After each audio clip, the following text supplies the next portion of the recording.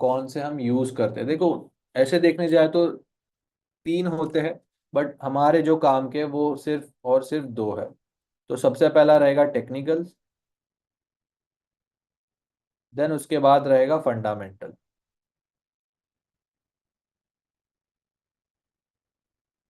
Technicals का मतलब है जो भी आप चार्ट पे देख रहे हो, जो भी आप पैटर्न देख रहे हो, जो भी आप चार्ट पैटर्न्स देख रहे हो, कैंडल्स देख रहे हो, या ऐसे कलर की कुछ लाइंस होती है, या जो ग्राफ देख रहे होते हो, वो सारा का सारा टेक्निकल्स में आ जाता है। जैसे कि ये, अब इसको आप कैंडल स्टिक में देख रहे हो, अब इसको हम चेंज भी कर सकते हैं। ये कुछ ऐसे डेटाज है, मेनली तो ये लाइन है, देन हाइकेनाशी करके कुछ कहा जाता है इसको। ठीक है, बट जो हमारे काम की होने वाली है वो सिर्फ और सिर्फ कैंडल्स होने वाली है। तो सबसे पहले टेक्निकल्स। अगर आपको कोई भी एक बंदा आकर ऐसा दावा करता है कि मेरी जो ट्रेड है, मतलब 100% या 90% एक्यूरेट है, इसका मतलब वो ये कह रहा है कि मेरा जो 10 ट्रेड है, ठीक है, जो भी मैं 10 ट्रेड लेता हूँ उसमें से सारे के सारे 9 से 10 के 10 ट्रेड प्रॉफिटेबल है, कोई भी लॉस में नहीं है, किसी का भी स्टॉप लॉस हिट नहीं होता है। ठीक है, वो ऐसा दावा कर रहा है, बट इन रियलिटी ऐसा कुछ भी नहीं है। टेक्निकल एनालिसिस में, या जो भी आप स्ट्रैटेजी यूज करते हो, ठीक है, उसका एक्यूरेसी 70। तो ये क्यों होता है? लास्ट लेक्चर में आपने सीखा होगा मार्केट मेकर्स। मार्केट मेकर्स कौन होते हैं? जो भी बड़े इंस्टीट्यूशंस, या हेज फंड्स वाले बंदे, या कमर्शियल बैंक्स वाले, या जो बिग शॉट्स है जिनके पास बहुत पैसा है और वो मार्केट को मैनिपुलेट कर सकते हैं, तो वो लोग होते हैं बाकी के 10-20%। मतलब अगर रिटेलर्स, रिटेलर्स कौन है? हम लोग, जो किसी ब्रोकर थ्रू या किसी के थर्ड पार्टी थ्रू ट्रेड करते हैं। हम डायरेक्टली ट्रेड नहीं कर रहे होते गाइस, हम किसी ब्रोकर में अकाउंट बनाते हैं, उसमें पैसा डालते हैं, फिर हमारे बिहाफ पर वो ट्रेड प्लेस कर रहा होता है, ना कि हम डायरेक्टली ट्रेड प्लेस करते हैं। बट जो मार्केट मेकर्स होते हैं वो लोग डायरेक्टली ट्रेड प्लेस करते हैं या डायरेक्टली ट्रेड करते हैं। ठीक है, उनके पास ब्रोकर वगैरह जैसा कुछ होता नहीं है। तो इनके पास बहुत पैसा होने की वजह से ये लोग डायरेक्टली मैनिपुलेट कर सकते हैं मार्केट को। और जो टेक्निकल्स है वो 50 to 60% है किसी भी स्ट्रैटेजी का, और फंडामेंटल्स को आप 20% और ऐड कर लो। ठीक है, मैक्स टू मैक्स 70 to 80%। ठीक है, ये होती है एक्चुअल एक्यूरेसी किसी भी स्ट्रैटेजी की। ठीक है, मतलब 10 में से 7 या 8 ट्रेड आपके चलते हैं। ठीक है, बाकी जो मार्केट मेकर्स है वो लोग आकर आपका स्टॉप लॉस भी उड़ा सकते हैं। आप लोगों ने एक्सपीरियंस भी किया होगा कि मैंने एक लेवल पर बाय किया हुआ है, बट पता नहीं मार्केट को एग्जैक्टली मेरा स्टॉप लॉस पता होता है, वहां पर आकर मार्केट मेरा स्टॉप लॉस लेती है, और वहां से मेरा जो फेवर वाला डायरेक्शन था वहां पर चली जाती है और मेरा प्रॉफिट हिट कर देती है। ठीक है, टेक प्रॉफिट। तो बस यही होता है गाइस, जो हमारा ब्रोकर होता है, एक अंदर की बात कि ब्रोकर मिली सेकेंड के लिए, ठीक है, मिली सेकेंड के लिए आपका डेटा शेयर करता है, और उस मिली सेकेंड के अंदर ये जो इंस्टीट्यूशंस होते हैं, या जो एसएमसी या मार्केट मेकर्स के जो सर्वर्स होते हैं, इतने पावरफुल होते हैं कि उनको उतना भी डेटा उतने सेकेंड के लिए अगर मिल गया तो वो आपका स्टॉप लॉस उड़ाने आ जाते हैं, और वहां से फिर वो एक्चुअल डायरेक्शन में चला जाता है। ठीक है, मतलब प्राइस। तो ये सारी चीजें देखो, वैसे तो होती है। क्या लगता है आपको, जो ब्रोकर है वो आपकी इंफॉर्मेशन लीक नहीं करता? क्योंकि ब्रोकर के पास आपका एंट्री का डेटा होता है, स्टॉप लॉस का डेटा होता है, टेक प्रॉफिट का। ठीक है, ये सारी चीजें तो हम बाद में भी डिस्कस कर सकते हैं, बट मोटा मोटा हिसाब लगाने जाए तो टेक्निकल एनालिसिस ये होता है। देन उसके बाद फंडामेंटल्स। क्या होता है फंडामेंटल्स? मतलब न्यूज़ ट्रेडिंग। तो टाइप्स ऑफ एनालिसिस में ये हम दो चीजें देखेंगे। देन उसके बाद बेसिक्स ऑफ कैंडलस्टिक। ठीक है, कि एक ग्रीन कैंडल क्या होती है, रेड कैंडल क्या होती है, उसका ओपन क्लोज, उसका हाई लो, या जो 90% या जो ज्यादा बनने वाली कैंडल्स है वो देखेंगे। आपको कुछ कंफर्मेशन कैंडल्स के बारे में भी बताऊंगा, और एक बुक है कैंडलस्टिक रिलेटेड। जो भी आपको डाउट रहेगा सारा का सारा क्लियर हो जाएगा। उसके बाद हम देखेंगे रिस्क मैनेजमेंट। ठीक है, रिस्क मैनेजमेंट अभी तो आप स्ट्रैटेजी सीखे नहीं हो ठीक से नहीं मतलब सीखे ही नहीं हो तो। सॉरी गाइस, इसको मैं mute कर देता हूँ।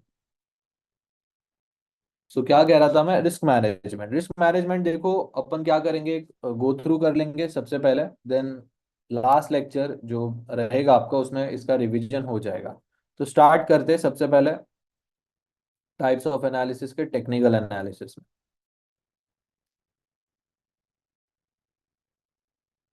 ठीक है, टेक्निकल एनालिसिस अगर मैं आपको शॉर्ट में बताऊं तो प्रीवियस डेटा, हिस्टोरिकल डेटा या जो आपका पास्ट डेटा होता है उसको हम स्टडी करके फ्यूचर में प्राइस कैसे मूव करेगा उस हिसाब से जोन्स निकालते हैं, चाहे वो बाय जोन हो चाहे वो सेल जोन हो। जब मार्केट उन एरियाज पर आता है और कैसे रिएक्शन देता है, बाइंग की रिएक्शन देगा या सेलिंग की रिएक्शन देगा, उस हिसाब से हम ट्रेड प्लेस करते हैं। ठीक है, इसका मतलब है, चलो आपको मैं डायग्राम निकाल के ही दिखा देता हूँ। लेट्स सपोज ये $20 का जोन है और ये एक $10 का जोन है। ठीक है, और यहाँ पर कुछ इस तरीके से प्राइस एक्शन प्रिंट हुआ है।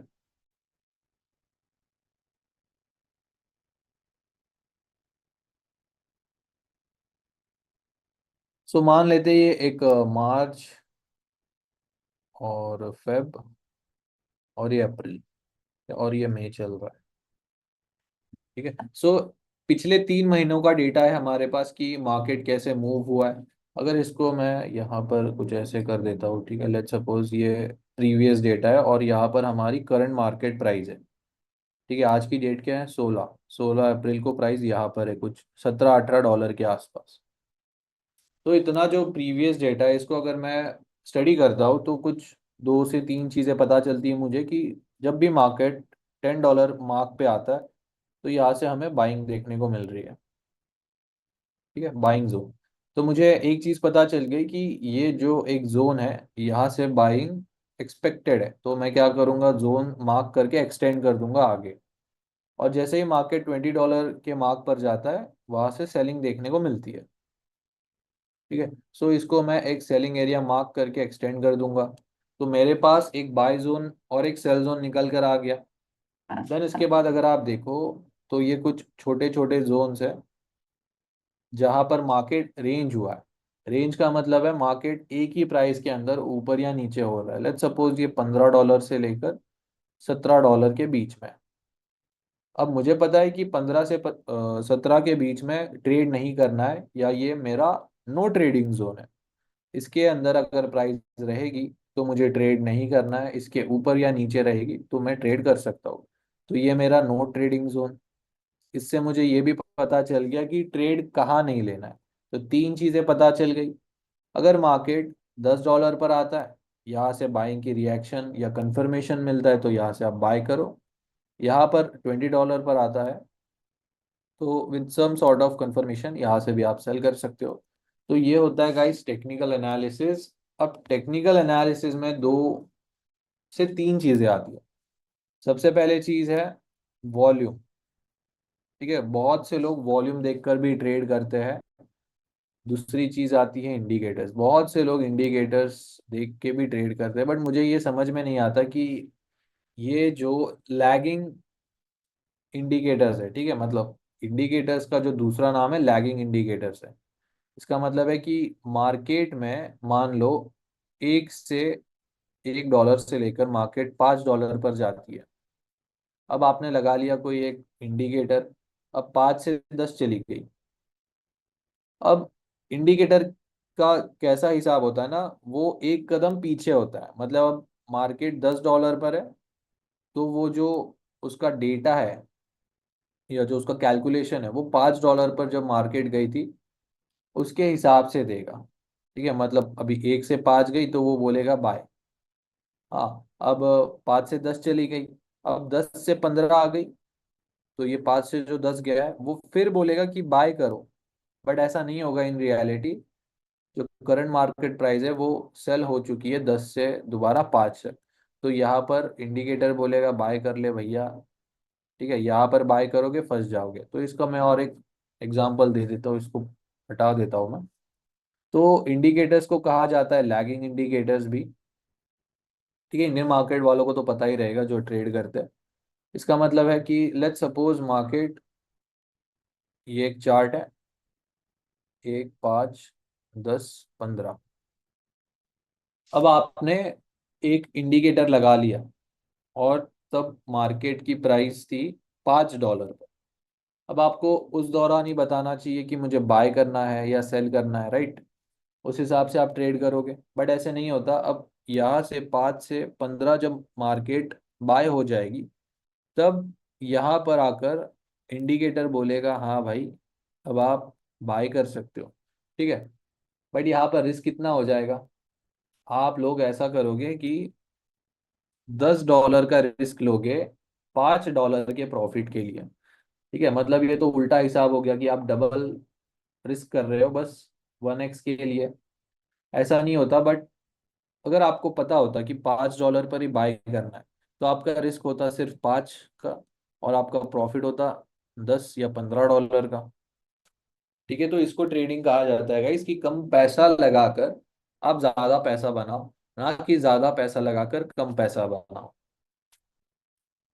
ठीक है, सो इसे कहा जाता है इंडिकेटर। इंडिकेटर हमारा वैसे किसी काम का नहीं है, ना ही हम स्ट्रैटेजी में इसको यूज करते हैं। टेक्निकल एनालिसिस में एक और चीज आती है, वॉल्यूम।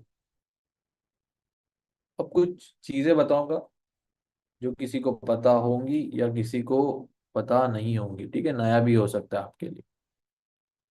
तो ये मुझे इंडिकेटर ऑन क्यों नहीं करने दे रहा, पता नहीं क्या हो गया भाई इसे। एक सेकेंड गाइस, इसको रिस्टार्ट कर लेता हूँ मैं।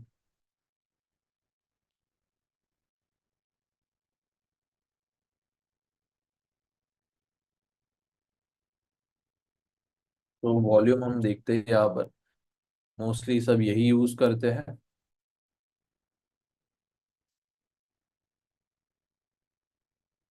अब यहाँ पर देखेंगे हम।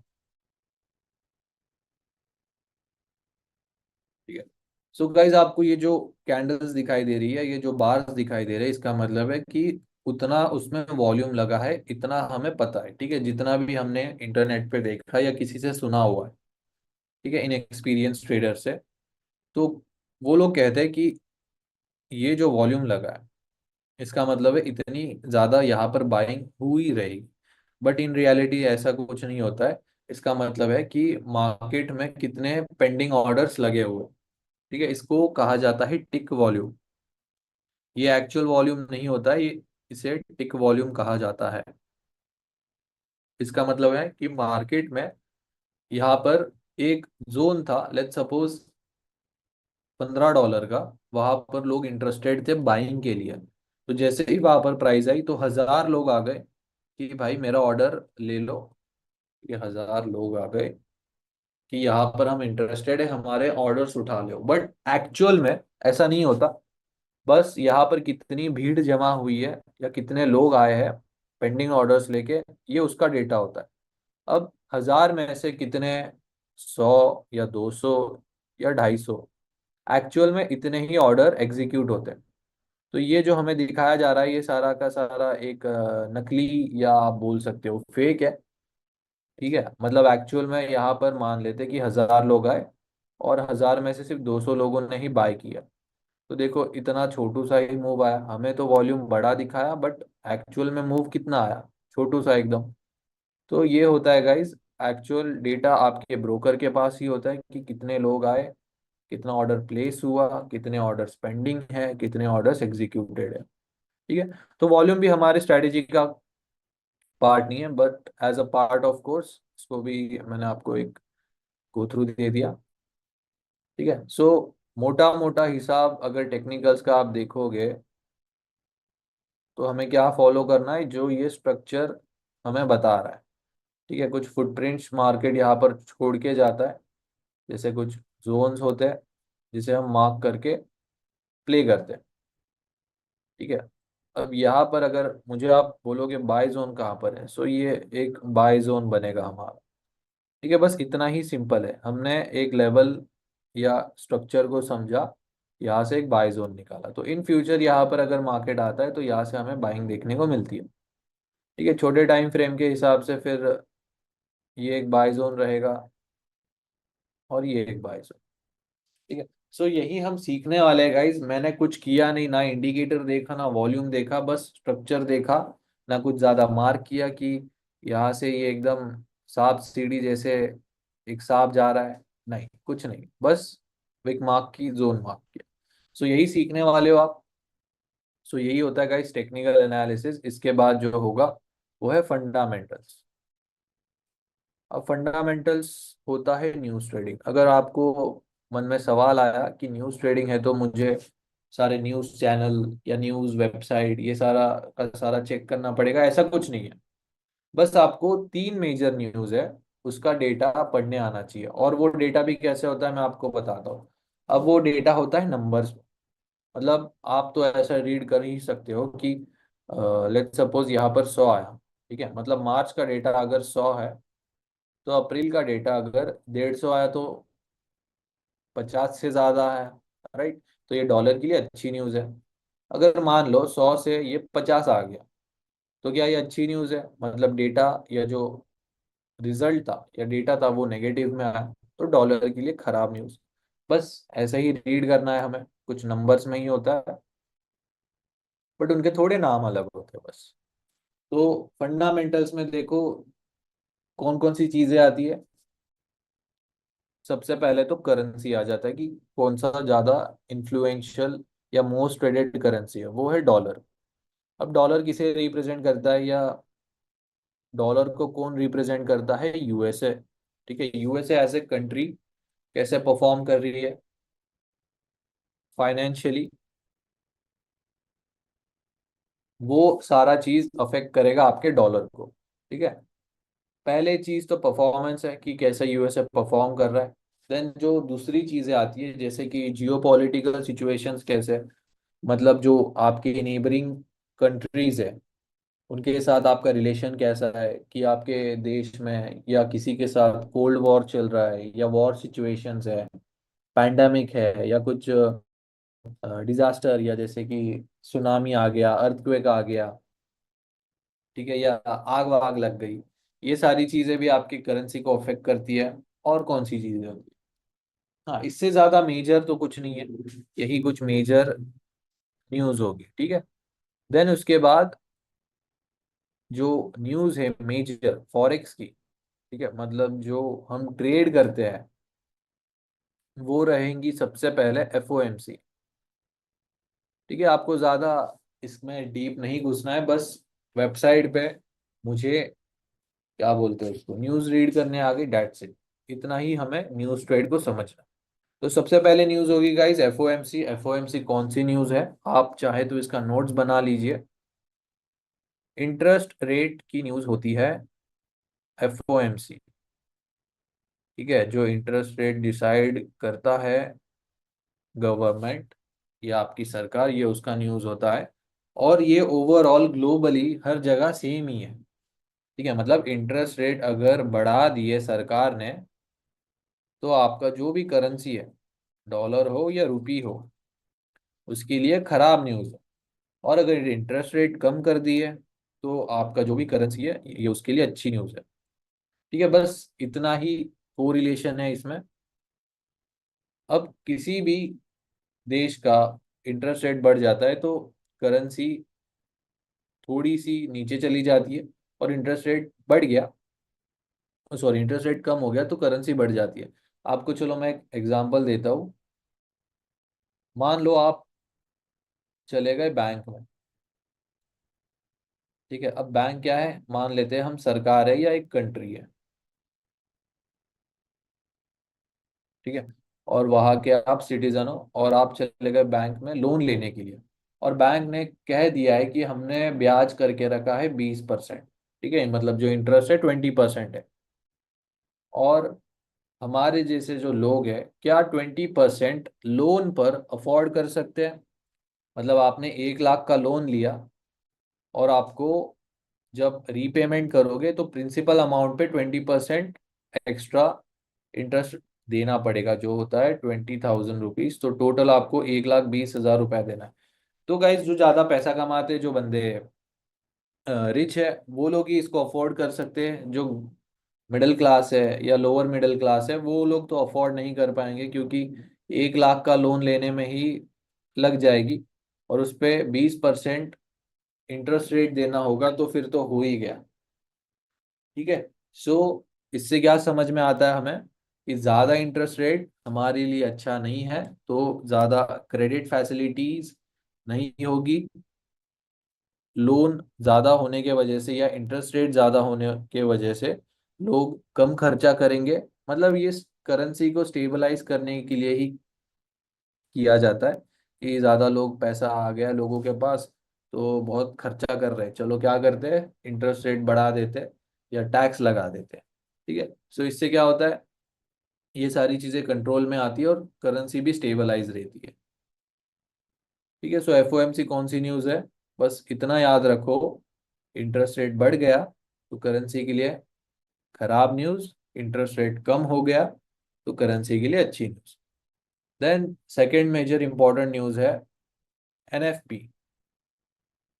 एनएफपी कौन सी न्यूज़ है, नॉन फार्म पेरोल। ठीक है। एनएफपी का फुल फॉर्म तो ये है, बट जो आपको वेबसाइट पे दिखाया जाएगा, नॉन फार्म एम्प्लॉयमेंट चेंज, ऐसा होता है ऑनलाइन या वेबसाइट पर। तो ये कौन सी न्यूज़ है, अब देखो नाम से थोड़ा सा समझ में तो आ गया कि फार्म रिलेटेड होगा, बट ऐसा नहीं है। फार्मिंग सेक्टर, ठीक है, जो भी फार्मिंग सेक्टर होता है, इसको हटाकर जो बाकी के दूसरे सेक्टर्स है, ठीक है, इसका मतलब है कि फार्मिंग सेक्टर को हटाकर बाकी के जो दूसरे सेक्टर्स है, उनमें लोगों के पास जॉब वैकेंसीज है या लोगों की जॉब चली गई है, मतलब जॉब है या जॉब नहीं है, बस। मतलब जॉब क्रिएशन है या जॉब क्रिएशन नहीं है। अब आपको मैं समझाता हूँ, फार्मिंग सेक्टर है, फार्मिंग सेक्टर में तो जिसका खेत है वो थोड़ी किसी को काम पे रखेगा सैलरी पे, राइट, एग्रीमेंट बेस्ड, कि भाई तू आ जा, कल से मैं तेरे को पगार चालू कर दूंगा और तू बस खेत जोत या फल तोड़ या पानी दे। ठीक है, ये सारी चीजें तो नहीं होती। तो इसको हटाकर जो भी दूसरे सेक्टर है, गवर्नमेंट या प्राइवेट पकड़ लो, वहां पर लोगों के पास जॉब है या जॉब नहीं है, बस इतना। ये एनएफपी का डेटा होता है। अब अगर किसी देश में बेरोजगारी बढ़ गई, मतलब अनएम्प्लॉयमेंट ज्यादा बढ़ता है, तो ये क्या करेंसी के लिए या यूएसए के लिए अच्छी न्यूज़ होगी या खराब न्यूज़ होगी? तो बेरोजगारी ज्यादा है तो ऑब्वियस की बात है कि जो आपका डेटा है वो नेगेटिव है, तो डॉलर के लिए भी ये नेगेटिव डेटा होगा, मतलब डॉलर नीचे जाएगा। और अगर अनएम्प्लॉयमेंट कम है, ठीक है, इसका मतलब बेरोजगारी कम है, लोगों के पास जॉब ज्यादा है और लोगों के पास पैसा आ रहा है, वो लोग खर्च कर रहे हैं। ठीक है। सो ये सारी चीजें अफेक्ट करती है आपके डॉलर को। इसका मतलब अगर लोगों के पास जॉब है तो डॉलर भी ऊपर जाएगा या इसका रेट बढ़ेगा, बस इतना ही है। ठीक है। सो इससे हमें क्या समझ में आया, कि लोगों के पास अगर जॉब है तो करेंसी के लिए अच्छी न्यूज़ है, अगर लोगों के पास जॉब नहीं है तो करेंसी के लिए खराब न्यूज़ है। उसके बाद जो थर्ड मेजर इंपॉर्टेंट न्यूज़ है वो है सीपीआई। सीपीआई का फुल फॉर्म है कंज्यूमर प्राइस इंडेक्स।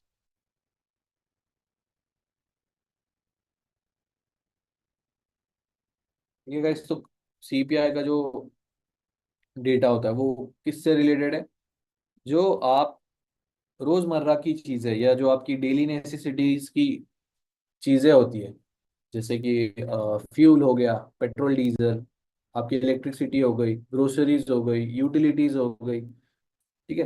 तो ये सारी जो चीजें जो आप डे टू डे लाइफ में यूज करते हो, उसका अगर रेट बढ़ गया या रेट कम हो गया, ये होता है सीपीआई की डेटा। ठीक है, मतलब सरकार ने रेट बढ़ा दिए या सरकार ने रेट कम कर दिया। अब मान लेते हैं कि जो मार्च का महीना था, तो सरकार ने क्या किया, रेट बढ़ा दिया।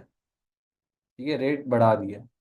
तो इससे क्या हुआ, चलो मान लो आप डीमार्ट चले गए, ठीक है, आप शॉपिंग करने चले गए, तो 5 रुपए की मैगी हो गई 15 रुपए की, 10 रुपए का साबुन हो गया 20 रुपए का, 100 रुपया लीटर तेल हो गया 200 रुपया लीटर। तो प्राइजेस क्या हो गई, बढ़ गई। तो इससे आप क्या सोचोगे कि भाई 5 रुपए की मैगी है 15 की हो गई, तो मैं ज्यादा नहीं खरीदूंगा, इस महीने के लिए 2 से 3 पैकेट बस हो गया मेरे लिए। साबुन भी मैं थोड़ा सा कम चला चला के 2 साबुन ले लेता हूँ, और तेल भी 1 लीटर में कर लूंगा, ज्यादा वेस्ट नहीं करूंगा। तो इसमें आपने क्या किया, थोड़ी सी काट कसर की।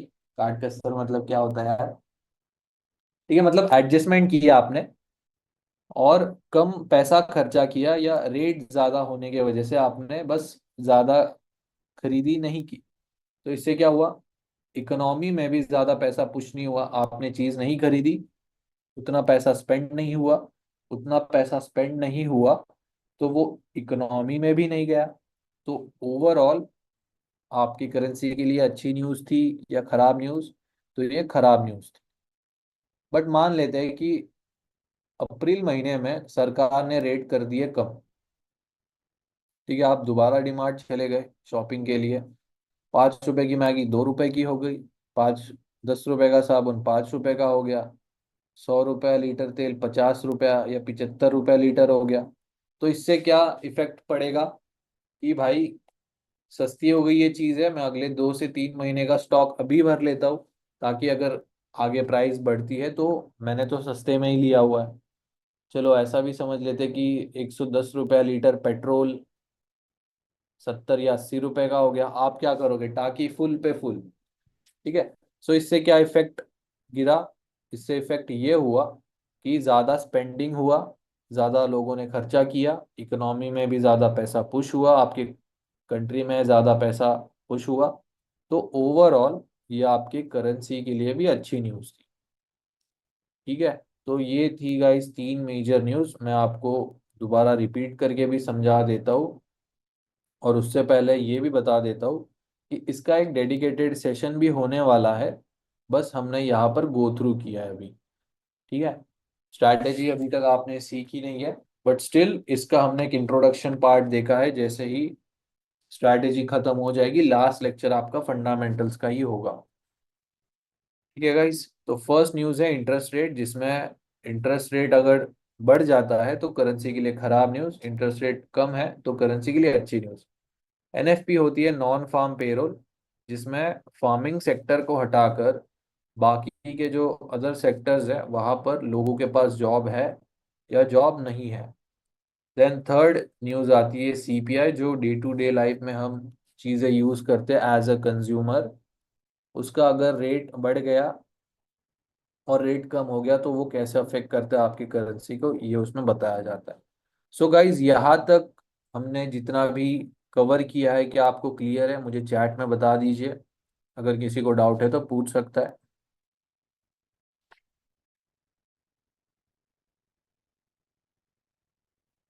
ओके।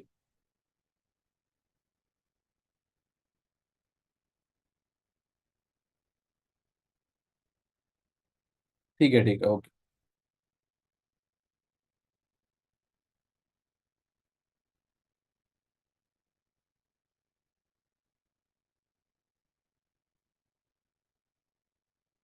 एनएफपी और सीपीआई का कुछ रिलेशन नहीं है वैसे, आप देखने जाओ तो हर एक न्यूज़ अलग है। इसका गोल्ड पे क्या इम्पैक्ट होगा, ठीक है, देख लेते हैं। जीबीपी में भी होती है न्यूज़, यस। जीडीपी, जीबीपी पूछ रहे हो या जीडीपी पूछ रहे हो? जीडीपी होती है, बट वो इकोनॉमी में ज्यादा जाता है, ठीक है, उस साइड की तरफ वो ज्यादा है। बट ट्रेडिंग से रिलेटेड देखोगे तो जीडीपी इतनी मैटर नहीं करती है as compare to this 3 major newses. ठीक है, चलो मैं आपको वेबसाइट पे ही दिखा देता हूँ। आपको ये forex factory.com पर आना है। ठीक है।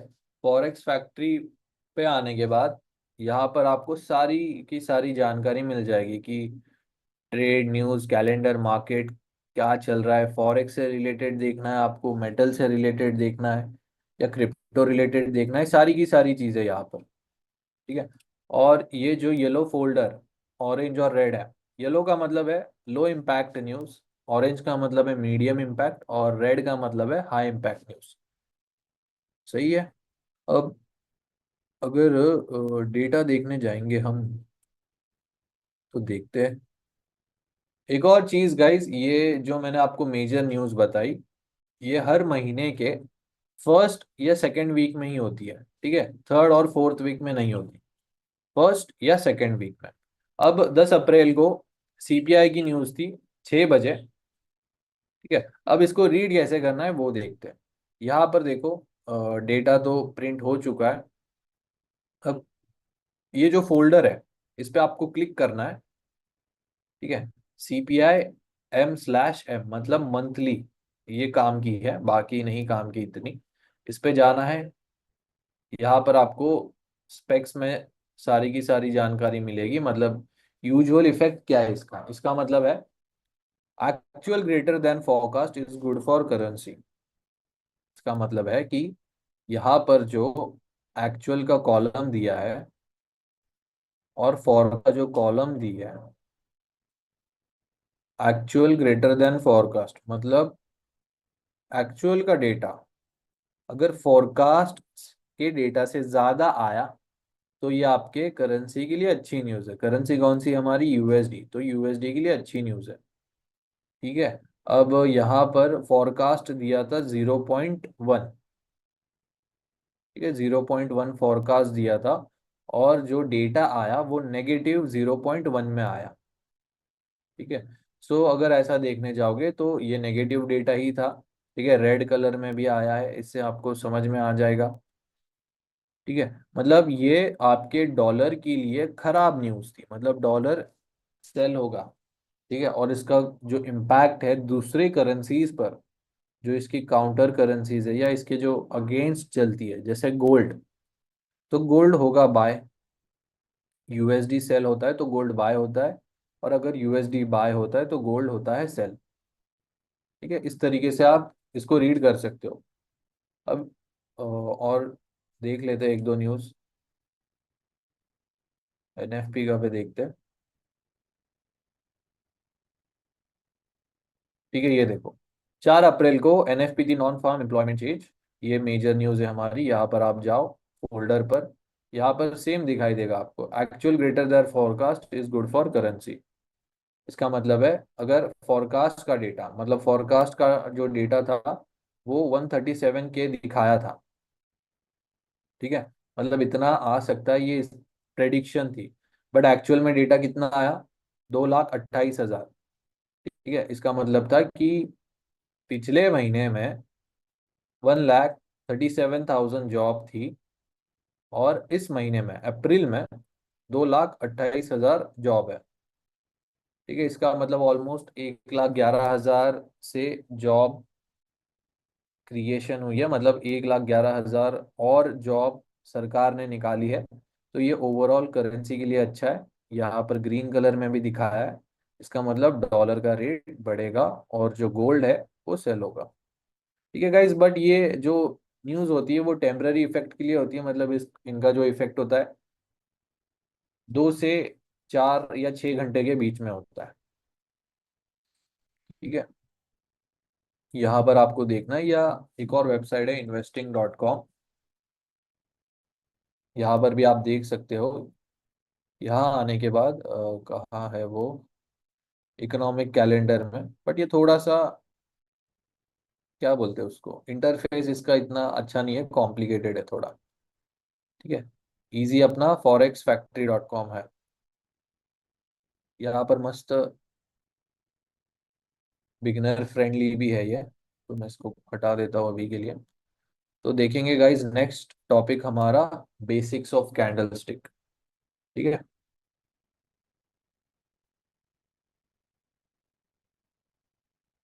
तो मैं थोड़ा सा ड्रॉ कर लेता हूँ जो मेजर कैंडल स्टिक है। ये कुछ 90% ऑफ द टाइम जो कैंडल्स बनती है वही ड्रॉ करने वाला हूँ। जो दूसरी कैंडल्स है वो हम फिलहाल के लिए नहीं, आगे के लिए रखेंगे। सो गाइज ये तीन मेजर कैंडल्स है, मतलब ज्यादा करके, या आप ऐसा भी बोल सकते हो 70% ऑफ द टाइम जो भी आप कैंडल देखोगे, ये तीन कैंडल्स उनमें रहेंगी ही रहेंगी। ठीक है, मतलब 10 कैंडल बनी है तो 7 कैंडल्स इन तीनों में से ही होगा, बाकी तीन कैंडल फिर अलग रहेंगी आपकी। तो गाइस ये ग्रीन कैंडल या बुलिश कैंडल, ये रेड कैंडल या बेरिश कैंडल। ठीक है, एक ट्रिक बताता हूँ जो मैं अपने छोटे भाई को भी बताता हूँ। वो ऐसा है कि जो ग्रीन कैंडल है गाइस, अब ग्रीन कैंडल या बुलिश कैंडल, ठीक है, बुल बुल क्या करता है, नीचे की तरफ से सींग मारता है ऊपर की तरफ, राइट। तो जो ग्रीन कैंडल है उसका जो ओपन होगा वो नीचे की तरफ से ऊपर की तरफ होगा, या इसका जो ओपनिंग है बॉटम से होगा, एंड क्लोजिंग टॉप साइड होगा। ठीक है, या ऊपर की तरफ। और जो रेड कैंडल है, ठीक है, मतलब जो बेरिश कैंडल है, बेर क्या है, भालू है। भालू क्या करता है, जो पंजा होता है उसका वो ऊपर से नीचे की तरफ मारता है। तो जो रेड कैंडल रहेगी उसका ओपनिंग ऊपर की तरफ से नीचे की तरफ होगा, या ओपनिंग इसका टॉप साइड और क्लोजिंग बॉटम साइड। ठीक है, और ये जो मैंने लाइंस ड्रॉ की है ब्लैक कलर की, इसे कहा जाता है विक्स। ठीक है, विक्स कहा जाता है इसे। अगर टेक्स्ट बुक के डेफिनेशन से जाओगे तो शैडो कहा जाता है, बट वो नहीं देखेंगे हम। विक्स क्या रिप्रेजेंट करता है, किसी भी एक कैंडल का हाई एंड लो। ठीक है, हाई लो तो सेम ही रहेगा गाइज, मतलब हाई तो ऊपर ही रहेगा और लो नीचे ही रहेगा, बस फर्क इतना आ जाएगा कि ग्रीन कैंडल और रेड कैंडल में जो ओपनिंग और क्लोजिंग है वो थोड़ा सा वाइस वर्सा है। ठीक है, तो इस तरीके से आप कैंडल को रीड कर सकते हो या कैंडल को समझ सकते हो। और ये जो मैंने तीन कैंडल्स ड्रॉ किया, ठीक है, इसको हटा देता हूँ, मैं दोबारा बता दूंगा आपको। बिल्कुल, इसका जी हटा ही देता हूँ। सो गाइस, कहीं पर भी आपको अगर बाइंग जोन, ठीक है, बाय जोन पर अगर ये तीन कैंडल्स दिखाई देती है तो ये आपका कंफर्मेशन है कि आप बाय कर सकते हो। और सेलिंग जोन पर ये तीन कैंडल्स दिखाई देती है तो ये आपका एक कंफर्मेशन है कि आप सेल कर सकते हो। इसको थोड़ा सा और अच्छे से बना देता हूँ। सो सबसे पहली जो बड़ी कैंडल आपको दिखाई दे रही है, ये वाली फर्स्ट वन, इसको कहा जाता है एंगल्फिंग कैंडल। ठीक है, अब ग्रीन कलर की रहेगी तो बुलिश एंगल्फिंग, रेड कलर की रहेगी तो बेरिश एंगल्फिंग। इसका मतलब है एंगल्फिंग कैंडल का नाम आप बिग बार कैंडल भी बोल सकते हो, बिग बॉडी कैंडल भी बोल सकते हो। इसका मतलब है कि ये जो एंगल्फिंग कैंडल है नॉर्मल कैंडल के साइज के मुकाबले ये 2x या 3x टाइम्स उससे ज्यादा होता है। ठीक है, इसका मतलब है एंगल्फिंग का मतलब भी आपको मैं समझा देता हूँ। एंगल्फिंग मतलब कि पुरानी नहीं, जो इसके पिछले चीज है, मान लो ये एक बिल्डिंग है, ये बिल्डिंग उससे बड़ी है। ठीक है, जो तीसरी बिल्डिंग है ना कुछ इस तरीके से बड़ी है, इसका मतलब इसने पहली बिल्डिंग को भी कवर कर लिया साइज में और दूसरी बिल्डिंग को भी कर लिया, पूरा शैडो ओवर कर लिया इसको। तो ये जो थर्ड बिल्डिंग है इसे हम एंगल्फिंग कहेंगे। सेम आपका कैंडल्स में भी अप्लाई होगा कि किसी एक बड़ी कैंडल ने पिछले 2 या 3 कैंडल्स को कवर कर लिया तो एंगल्फिंग कैंडल कहा जाता है। ठीक है, जो ये मिडल कैंडल है ये नॉर्मल साइज कैंडल है, ये बस इतना ही है, इसमें ज़्यादा कुछ दिमाग लगाने की ज़रूरत नहीं है। देन जो थर्ड कैंडल है, अब इसे लोग डोजी कहते हैं, शूटिंग स्टार कहते हैं, बट आपको मैं एक्चुअल में बताता हूँ, इसे ग्रीन कलर की कैंडल में अगर रहेगा तो मॉर्निंग स्टार कहा जाता है, और रेड कलर में रहेगा तो इसे कहा जाता है इवनिंग स्टार। ठीक है, बस इतना ही है। ये तीन कैंडल्स आपकी मेजर होने वाली है, बाकी तो नॉर्मल कैंडल्स ही है। ठीक है, सो ये तीन कैंडल्स आपकी मेजर रहेंगी। और एक बुक के बारे में बताऊंगा आपको मैं, शायद बता ही दिया है मैंने। बाइबल ऑफ कैंडल स्टिक करके बुक है, वो मैं अपलोड कर दूंगा। बाकी उसका कुछ इतना है नहीं। सो उसको बस एक मेक श्योर करो कि गो थ्रू कर लेना सारी चीज़ें, क्योंकि आपका जो भी 70 to 80% डाउट है ना, वो क्लियर हो जाएगा। अब कैंडल स्टिक हो चुका है तो एक फन फैक्ट बता देता हूँ मैं, मे बी है। तो पुराने जमाने में लोगों के पास ऑप्शन नहीं थे कि किसी भी एक चीज का वो लोग ट्रैक रिकॉर्ड रख सकें। मतलब हर साल प्राइजेस कैसे चेंज होती है, प्राइजेस बड़ी कम हो गई, तो वो लोग कैसे अंदाजा लगाते थे, कुछ बताता हूँ मैं आपको। तो मान लो कि 1 किलो चावल, ठीक है, 1 किलो राइस। अब मुझे राइस का थ्रू आउट द ईयर कैसे बढ़ेगा प्राइस या कम होगा पता चलेगा। वो लोग ऐसे एक पार्टी बना लेते थे, और सारे के सारे महीने लिख देते थे, जैन फेब मार्च अप्रैल मई जून जुलाई अगस्त सितंबर अक्टूबर नवंबर और दिसंबर। ठीक है, और यहाँ पर रेट्स। ठीक है, 1 2 3 नहीं रहता था, पहले कुछ अलग सिस्टम था। तो जैसे ही जनवरी आया तो जनवरी में क्या प्राइस है, चलो 3 रुपए, तो डॉट बना लिया। ठीक है, फिर थ्रू आउट द ईयर जो भी प्राइजेस होती थी उसके हिसाब से ये लोग बना लेते थे डॉट्स। ठीक है, हाईएस्ट 8 रुपए तक है। और फिर ये थ्रू आउट द ईयर फिर ऐसे ही एक लोवेस्ट यहाँ तक मारा है प्राइस ने, यहाँ पर आकर मार्केट हो गया क्लोज। ठीक है, फिर जापानीज लोगों ने क्या किया ना, बस ये जो डॉट्स है ना इनको आके बस कनेक्ट कर दिया ऐसे।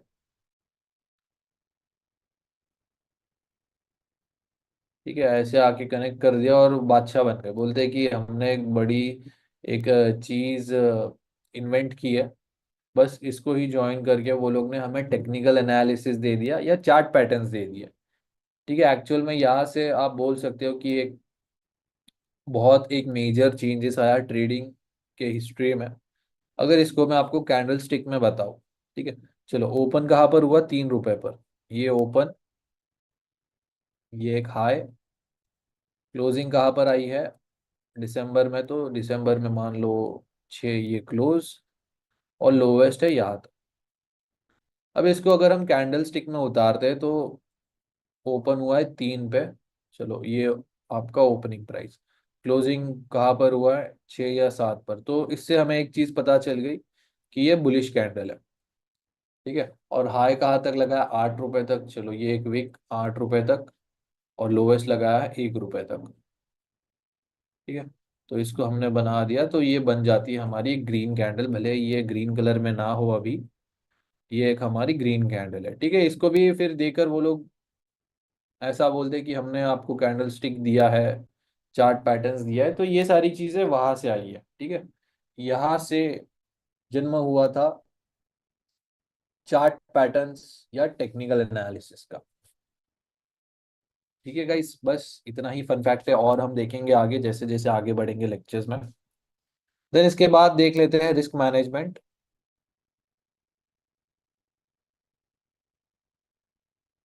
चलो रिस्क मैनेजमेंट तो आपका होगा रिवीजन आगे, बट स्टिल हम गो थ्रू कर लेते हैं। तो सबसे पहले पता होना चाहिए आपको आपका कैपिटल। ठीक है, कैपिटल होना चाहिए, देन उसके बाद स्टॉप लॉस। ठीक है, दो चीजें आ गई ट्रेड से रिलेटेड। फिर यहाँ पर हमारा जो आ जाता है वो है रिस्क। ठीक है, ये दो तो टेक्निकल चीजें हो गई। यहाँ पर साइकोलॉजिकल पार्ट या मेंटल पार्ट ज्यादा आता है रिस्क का। ठीक है, या रिस्क कैपेसिटी का। इसको स्टॉप लॉस भी अगर बोले तो बोल सकते हो। ठीक है, मतलब हर किसी का रिस्क एपेटाइट कम या ज्यादा होता है। अब मान लो $100 का कैपिटल है, स्टॉप लॉस जो, तो चलो मान लो कि वो तो ट्रेड के हिसाब से बनेगा, बट जो रिस्क है वो अपने हिसाब से होता है कि 5% लेना है, 10% लेना है, 15%, 20%, 50, या पूरा का पूरा 100। जो 100 लेता है वो पूरा जुआ खेलने आता है, ठीक है, ये गैम्बलिंग नहीं है। तो 5 से 10% मैं बोलता हूँ कि एक लो रिस्क है। फिर 10 के ऊपर 50 के बीच में फिर मीडियम रिस्क है। 50 के ऊपर तो पूरा हाई रिस्क है, ठीक है, या तो जीरो हीरो, ठीक है, ये जीरो हीरो कैटेगरी है। 50 के ऊपर 5 से 10 मॉडरेट या लो रिस्क है, ठीक है। 1 से 5 फिर नहीं, इतना मैं रिस्क नहीं मानता हूँ, ठीक है। इसका मतलब ये है कि बहुत से मैंने चैट्स, रिव्यूज और क्वेश्चंस जो देखे हैं, वो यही होता है कि मैं 1% रिस्क करता हूँ, 2%, 5% रिस्क करता हूँ, ठीक है। या आप बड़े ट्रेडर्स का बात सुन के आए होते हो, या किसी को आपने कहते सुना है जो एक बड़ा ट्रेडर है कि हम 1, 1.5 या 2% रिस्क करते हैं। देखो गाइस, जिसके पास अगर $10,000 कैपिटल हो, मैं आपको अगर बोलूँ कि इररिस्पेक्टिव ऑफ कैपिटल आप लोग मुझे $100 का प्रॉफिट बना के दिखाओ, ठीक है। दो बंदे रखता हूँ मैं आपके सामने, ए जिसके पास $10,000 है, और बी जिसके पास $1,000 है।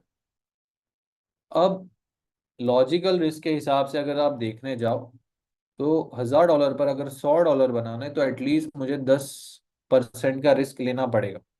बट वही 10,000 के डॉलर के नहीं, $10,000 के कैपिटल पर 1% ही रिस्क लेना पड़ेगा, क्योंकि 10,000 का 1% ही 100 है, और 1,000 का 10% 100 है, ठीक है। तो रिस्क कैपेसिटी कम होगी जब अकाउंट ज्यादा होगा, और रिस्क कैपेसिटी ज्यादा होगी जब अकाउंट साइज कम होगा, ठीक है। 5 से 10% एक लो इम्पैक्ट या लो रिस्क मैं समझता हूँ, ठीक है। बाकी आप लोग कितना रिस्क ले सकते हो, झेल सकते हो, ये पूरा का पूरा डिपेंड करता है पर्सन टू पर्सन, ठीक है। ये एक लॉजिक बता दिया मैंने। अब रिस्क मैनेजमेंट में मेन जो चीज आती है कि लॉट साइज कैसे कैलकुलेट करना है, और लॉट साइज के हिसाब से कितना रिस्क लेना है। देखो, अब मैं आपको एक सिंपल सी चीज दिखाता हूँ, कुछ ट्रेड दिखाता हूँ मैं आपको। ये देखो, यहाँ पर एक मेरा बाय जोन, ठीक है। अब ये जो मेरा बाय जोन है, यहाँ पर अगर मैं आऊँ, तो ये पूरा मेरा एक जोन है जहां से कितना पिप्स का है, ये मान लो कि ये 5 पॉइंट का है, ठीक है, मतलब 50 पॉइंट का ये एक जोन है। अगर यहाँ पर मैं बाय लेता हूँ, तो मैं कितना रिस्क कर रहा हूँ, मतलब ऐसा है, अगर प्राइस इस बॉक्स के नीचे चली जाती है तो सेल ही हो जाएगी, मतलब मेरा जो बाय लेने का प्लान है या जो ट्रेड है वो इनवैलिड हो जाएगा, सही है, या ब्रीच हो जाएगा। तो यहाँ पर मैक्स रिस्क 50 है, इससे ज्यादा मैं ले नहीं सकता रिस्क, ठीक है। चलो, आपको आपका स्टॉप लॉस पता चल गया या रिस्क पता चल गया, ठीक है। स्टॉप लॉस आपको पता चल गया, ये पीछे ले लेता हूँ मैं, ठीक है। स्टॉप लॉस आपका 50 का है, ठीक है, हम मान लेते हैं कि 20 पॉइंट का है। और जो भी आपका कैपिटल है, ठीक है, चाहे 10 हो, 100 हो, या 500 या 1,000, अब आप पे है रिस्क। मैं तो 5% लूंगा अगर मेरा $1,000 का कैपिटल है तो, और लॉट साइज 5% रिस्क, जो 1,000 का निकल कर आता है $50, और स्टॉप लॉस निकल के आया है 20 पिप का, मतलब 20 पॉइंट का। तो इस $50 को मैंने स्टॉप लॉस में कन्वर्ट किया, तो यहाँ पर निकल कर आता है 0.25 का लॉट साइज। अब ये मैंने कैसे कैलकुलेट किया, चलो आपको मैं एक वेबसाइट दिखा देता हूँ दोबारा। वेबसाइट पर ही देखेंगे ताकि आपका काम इजी हो जाए। माई एफ एक्स बुक करके एक वेबसाइट है गाइस, यहाँ पर आप आओ, यहाँ पर आप सारा देख सकते हो, ठीक है, न्यूज कि कौन से देश का कितना परसेंट इंटरेस्ट है। ये थोड़ा इन डिटेल आ जाता है, ठीक है। एफएक्स कैलकुलेटर में आने के बाद पोजीशन साइज कैलकुलेटर में आना है। अब जो भी आप करेंसी में ट्रेड कर रहे हो उसको सिलेक्ट कर लो, ठीक है, और अकाउंट साइज डालो। मान लो आपका $500 का अकाउंट है, और आपने 5% लिया है रिस्क, ठीक है, और स्टॉप लॉस हर ट्रेड का अलग निकल कर आएगा, तो अभी हम 30 पिप्स का कंसिडर करेंगे। यहाँ पर कैलकुलेट दबा दो, ठीक है। $500 का 5% कितना हुआ, $25, ठीक है, $25 और 30 पिप्स का स्टॉप लॉस, आपका जो लॉट साइज निकल कर आएगा 0.08। ठीक है, सो यहाँ पर आप निकाल सकते हो लॉट साइज, तो आपको कोई दिक्कत नहीं होगी लॉट साइज कैलकुलेट करने में। और अगर आपको XAU USD या गोल्ड का लॉट साइज निकालना है तो यूरो USD ही सिलेक्ट करना। ठीक है, मैं रिपीट कर रहा हूँ, अगर गोल्ड का आपको लॉट साइज निकालना है तो यूरो USD या GBP USD सिलेक्ट करना, क्योंकि ये लोग का जो ब्रोकर के हिसाब से होता है हिसाब।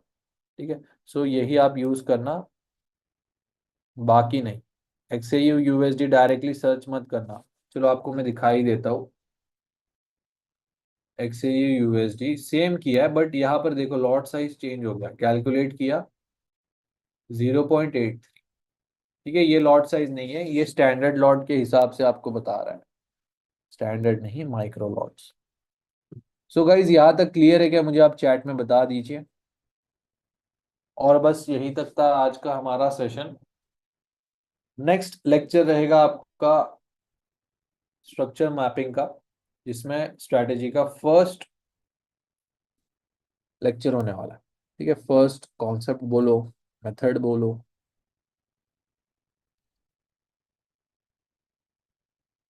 ठीक है, लेवरेज देखो, चलो लेवरेज का भी आपको मैं एक क्लियर कर देता हूँ। देखो लेवरेज मैटर नहीं करता है, मैं एक चीज बता रहा हूँ, जिसका भी अकाउंट $2,000 के नीचे हो, 2 से 5,000 के बीच में, ठीक है, आई रिपीट, 2,000 से 5,000 के नीचे अकाउंट होगा तो आप लोग 1:100 लॉट साइज रखो। ठीक है, 1:100। और $5,000 से ज्यादा अकाउंट है तो आप चाहे 1:100 रखो, 1:10 रखो, या 1:अनलिमिटेड रखो। ठीक है, मैटर नहीं करता। ओके, तो महंगाई तो हमेशा बढ़ेगी तो CPI का डेटा हमेशा नेगेटिव होगा तो गोल्ड हमेशा बाय होगा? नहीं नहीं, ऐसा नहीं होता।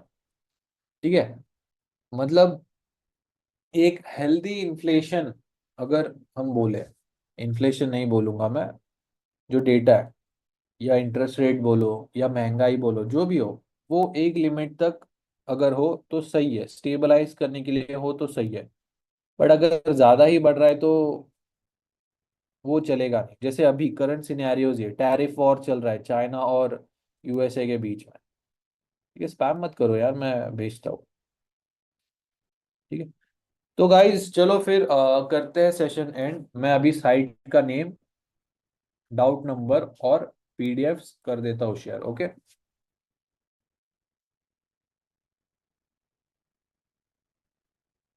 ठीक है, चलो गाइज फिर मिलते हैं नेक्स्ट सेशन में। तब तक के लिए गुड नाइट। और एकदम W सेशन था ये आज का, और आप लोग फास्ट लर्नर हो बहुत, मुझे समझ में आ चुका है, तो आगे जाके बहुत ही मज़ा आने वाला है। So on a good note guys, करते हैं सेशन एंड। आई होप आपको मज़ा आया होगा, और मिलते हैं नेक्स्ट सेशन में। ठीक है, चलो गाइस, बाय बाय और गुड नाइट।